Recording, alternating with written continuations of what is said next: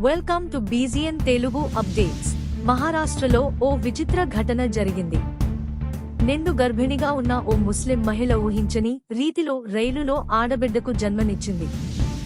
ఇతర మహిళా ప్రయాణికులు ఆమెకు పురుడు పోశారు. రైలులో తనకు పుట్టిన బిడ్డకు ఆ తల్లి ఆ రైలు పేరే పెట్టింది. ఇకపై తన బిడ్డను ఆ రైలు పేరుతోనే పిలుచుకుంటానని తెలిపింది.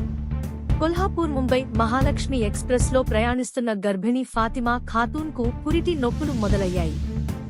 ఈ విషయాన్ని ఆమె రైలు లోనావాలా స్టేషన్కు చేరుకుంటున్న సమయంలో భర్త తయ్యబ్కు తెలిపింది.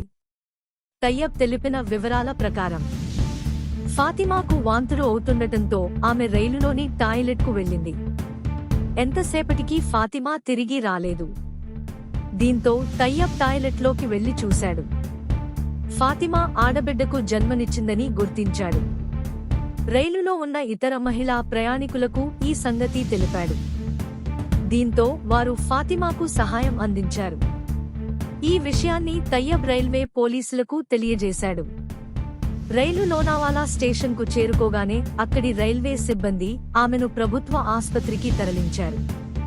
అక్కడి వైద్యులు తల్లి బిడ్డకు చికిత్స అందించారు. వారి ఆరోగ్య పరిస్థితి కుదుటపడ్డాక వారిని వైద్యులు డిశ్చార్జ్ చేశారు. Like, comment, subscribe.